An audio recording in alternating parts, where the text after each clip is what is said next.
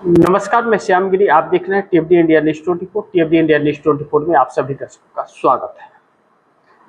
TMC के 20 सांसदों को और शिवसेना उद्धव ठाकरे के 6 सांसदों को और समाजवादी पार्टी के 37 सांसदों को, यह 63 सांसद होते हैं। इन 63 सांसदों को तोड़ने के चक्कर में कहीं ऐसा तो नहीं कि एनडीए के 292 सांसद नहीं बचेंगे, क्योंकि इंडिया गठबंधन का 63 सांसद जिस तरह से तोड़े जा रहे हैं और यह आम जनता के बीच इसका जो संदेश जा रहा है, एक आक्रोश लोगों के अंदर उत्पन्न हो रहा है। तो कहीं ऐसा ना हो कि एनडीए के जो 292 सांसद हैं, एनडीए के सांसदों में टूट हो जाए कि समर्थन वापस लेकर के और मोदी सरकार का साथ छोड़ दे। कुछ भी हो सकता है। इस वक्त देश की राजनीति जिस तरह से गर्म हुई है, क्योंकि टीएमसी के 20 सांसदों की अभी गारंटी नहीं है कि वह एनडीए गठबंधन के हिस्सा बन भी पाएंगे या नहीं बन पाएंगे, क्योंकि वह दांव पेच में फंस गए हैं और सुप्रीम कोर्ट में मामला है। बचने की उम्मीद बहुत कम है, उनकी सांसदी जाएगी। ऐसे में भारतीय जनता पार्टी का सपना मोदी का चकनाचूर हो जाएगा। लेकिन उद्धव ठाकरे के 6 सांसद वो अभी लापता, पता नहीं कौन सी बिल में ढुके हैं, सुरक्षा कर्मियों को साथ में लेकर के। अब उद्धव ठाकरे शिवसेना की तरफ से महाराष्ट्र में जो हड़कंप मचा है, अब तो खुली चुनौतियां, गालीबाजी भी हो रही है। होगा ही, किसी का घर आप कोई तोड़ेगा तो गाली नहीं देगा तो क्या आरती करेगा उसका। तो जो भारतीय जनता पार्टी कर रही है और शिवसेना एकनाथ शिंदे फ्रंट में है, तो यह दुश्मनी क्यों एकनाथ शिंदे को उद्धव ठाकरे से? क्या उद्धव ठाकरे ने एकनाथ शिंदे की पार्टी छीनी है या घर छीना है? बल्कि एकनाथ शिंदे गद्दार कहे जाते हैं महाराष्ट्र में, उद्धव ठाकरे की पार्टी छीनने वाले।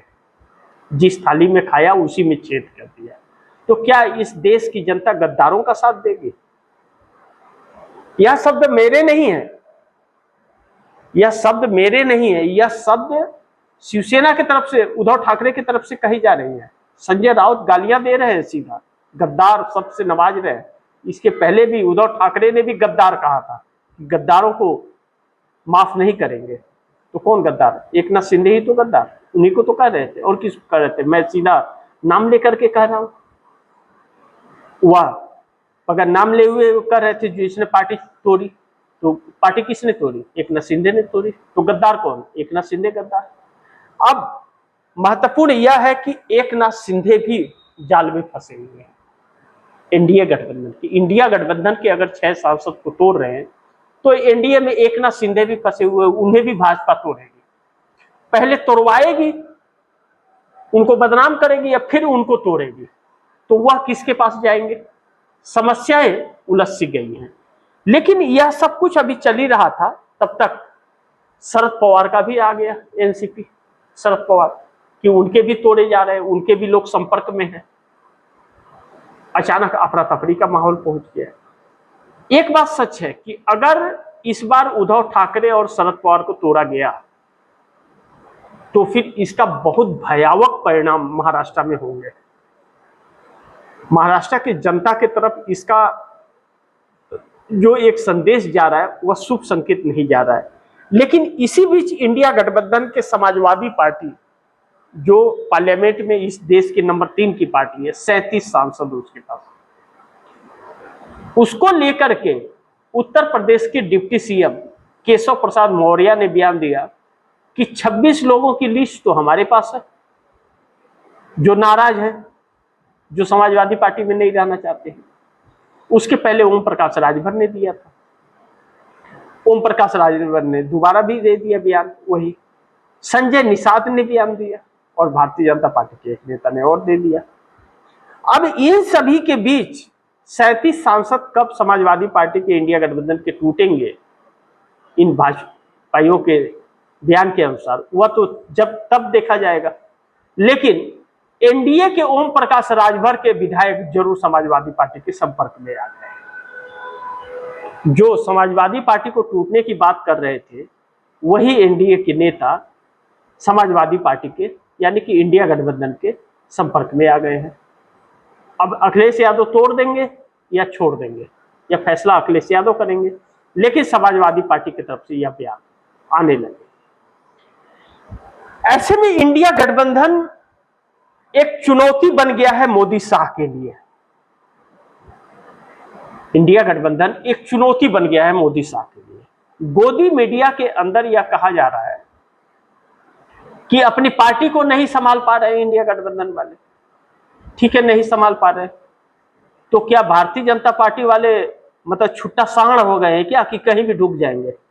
सोचिए, किसी भी खेत में ढुक जाएगा, छुट्टा सांड ढुक जाता है ना, वैसे ही भाजपा हो गई है क्या कि किसी की भी पार्टी में ढुक करके तोड़ लेगी, सबके घर को तोड़ते ही रहेगी ना, खुद भी कोई कर्म करेगी।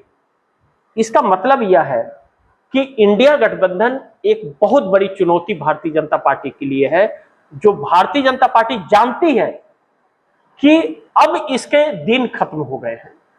भारतीय जनता पार्टी के दिन खत्म हो गए हैं, बीजेपी के। मोदी किसी काम के अब नहीं रहे और जनता इन्हें दौड़ाने वाली है, इन्हें वोट नहीं मिल रहा है।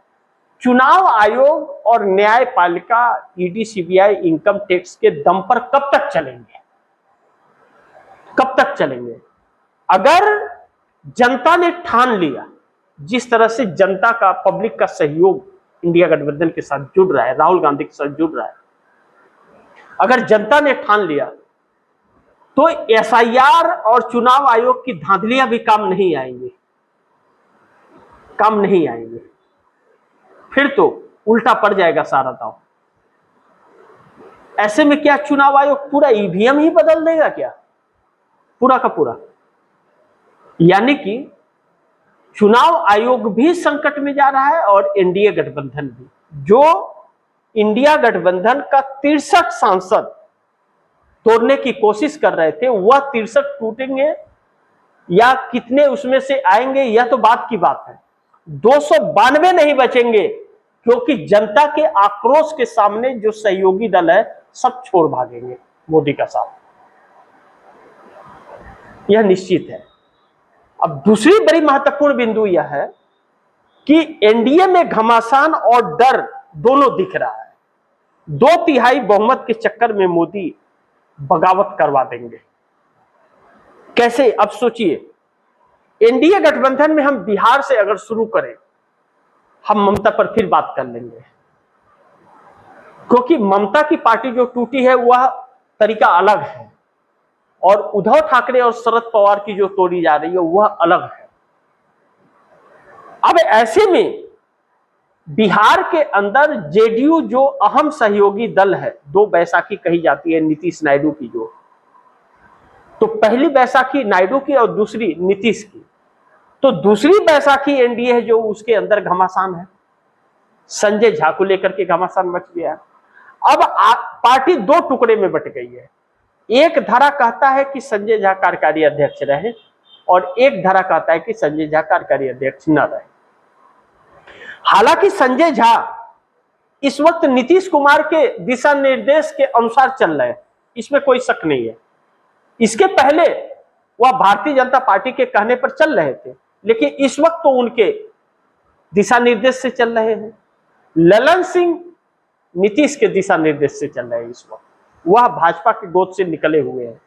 लेकिन यह घमासान कहीं ऐसा तो नहीं कि फिर उसी गोद में ला करके ढकेल देगा, यह विरोधाभास है। दूसरी चीज, एनडीए गठबंधन के अंदर बिहार में नीतीश कुमार के आधा से ज्यादा लोग यह चाहते हैं कि भारतीय जनता पार्टी का सीएम सम्राट चौधरी न रहे, बल्कि जेडीयू का कोई सीएम बने, ललन सिंह बन जाए, कोई दिक्कत नहीं है किसी को।